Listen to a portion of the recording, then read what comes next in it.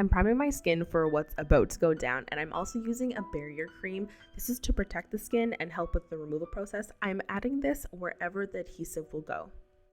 Today I'm working with Prosthetic, aka Bondo, but Bondo is technically made by mixing Prosthetic with Cabosil. So for this, I'm just letting my Prosthetic sit out to thicken, and while it does, I'm going in with a skin tone pencil to map out my design.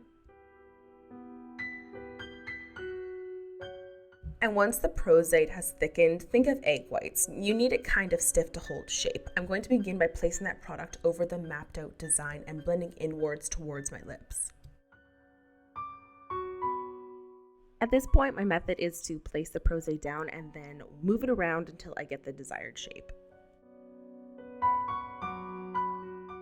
And then with the pointed end of my spatula, I'm making a slit from my mouth to the end of the Bondo. This is actually creating the illusion of a cut. I'm taking a sponge soaked in water. The more water, the better. And this is to smooth out the edges and make a seamless seal. This will take some time to get used to. It does take some practice, but it blends out the edges beautifully.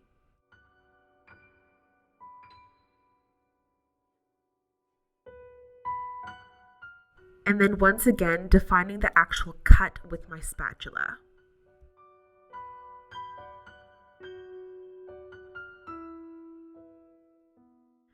I'm repeating everything I just did on the opposite side, just customizing it to the shape that I drew out there.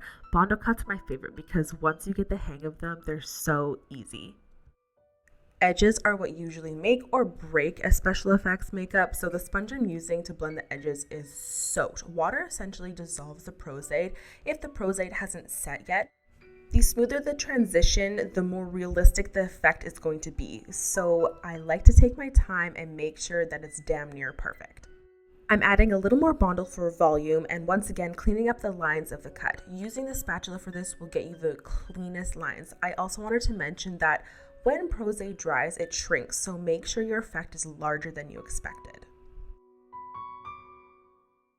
With Prosthetic or Bondo, you have a little bit of working time and it is still pliable while it's drying, so have fun with it, build up on it, customize it. It's makeup, have fun with it. I'm adding some texture to the design by stippling on some extra Bondo since this would be all ripped up, cut open flesh. Toothpicks come in really handy for this as well.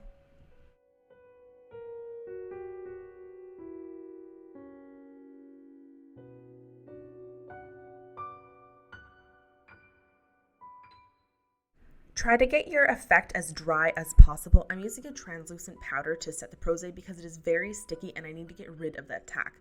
Beware, do not close your mouth or else it'll stick together. At this point, the Prosthetic on my face isn't completely dry, but I wanted to keep going. I am also adding some texture with a red sponge just along the outside edges. This is what's actually going to make it look real and blend in with the actual texture of my skin. And like I said, re-ensure that it is all dry and powdered because if any of this sticks together, there's no getting it apart. I'm using a full coverage foundation. 1, because it's Halloween. 2, because the thicker the foundation, the better the edges will be hidden because of the thickness and pigmentation of the foundation. Blending that in with a beauty blender, and I'm blending that right up close to the edges as well. I'm using a fluffy brush to brush that foundation into the seams so it is flawless and making sure that the cut is anatomically correct.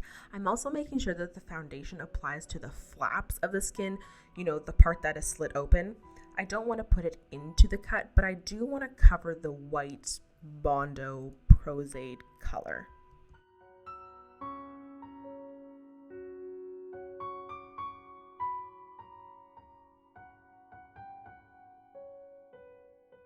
I use a skin tone powder to set my entire face, foundation, and the effect.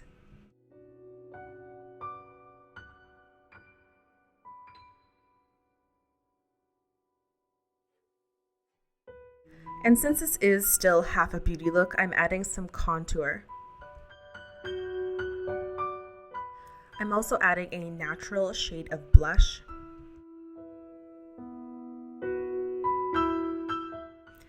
and obviously the MaryLouManizer because I cannot get enough of it. I also added a little bit of brow gel to tame my brows, and that shade that I use as my contour, I'm going to double it up as an eyeshadow, and I'm going to pop that into my crease, and I'm going to kind of wing it out, wisp it out at the outer bit of my eye there, and then I'm going to wipe over a light neutral shade of eyeshadow. I'm going for a pretty extreme cat eye, and I'm using a matte eyeliner for this.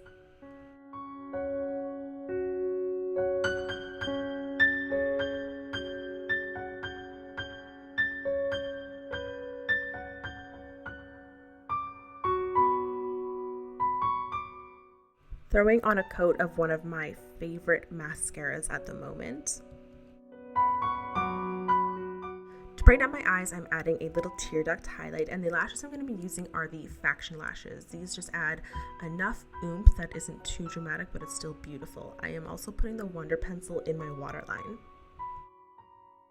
Now for the effect painting, my favorite part. I'm going to be using alcohol palettes. These are activated with 99% alcohol. If you're in the States, I guess 91% alcohol. But first, I'm going to go in with my lipstick. This is a matte lipstick. I just thought this color was really flattering for this look. So I'm applying that all over and kind of blending it out into my wounds as well. For the alcohol palettes, I spray with 99% alcohol to activate it and then mix together the perfect shade. To begin, I mixed a brown with a red for like a bloodyish realistic shade. And then I swipe that all on the interior of the effect, making sure to leave the skin or edges alone, only coloring what would actually be touching my actual flesh and what would be an open wound. I don't want to go beyond those lines that I made, those edges that I created.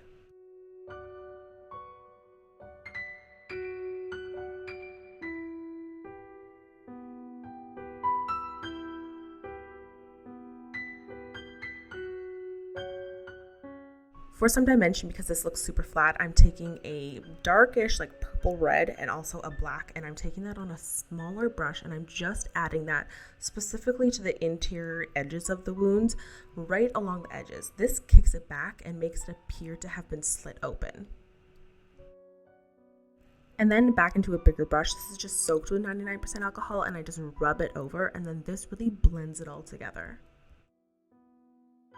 You can see here how flat this side looks, and as soon as I pop that darker color in there and blend it all, it just pops it out and it makes it look anatomically correct, and like this could actually be real. And that's the trick to special effects. You need to make it look believable, and if you believe it, then it could be real.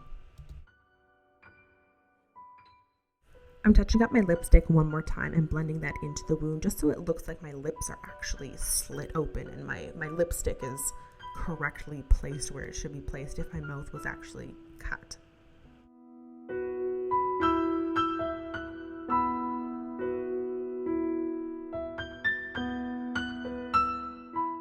And now for some more gore. I'm adding some scab blood. This stuff is super, super thick and it will not come off of anything. So if you are using it, go get a coffee stir stick and apply it with that, okay?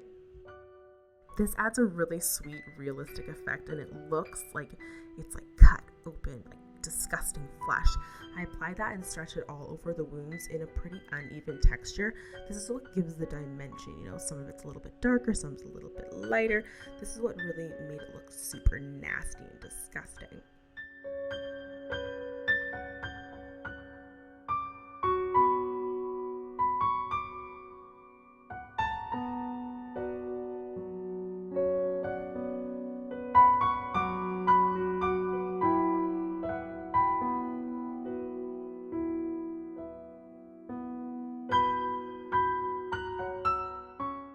The scab blood will settle eventually, and I want to keep the wound looking super fresh, so there are a couple options for you. The first of which is you could either use glycerin or else you could use KY jelly, aka lube. And for me, I'm going to be going in with the KY jelly. Honestly, you can use either, but this is what I'm going to use today. I'm just swiping that on with a brush, and this just gives it some shine and bumps it up and makes it look super real and like it's just a fresh open cut.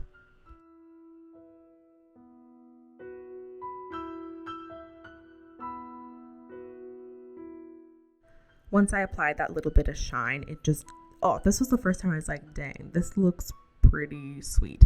I hope you guys enjoyed this video. If you guys do recreate this, please tag me in the photo or video.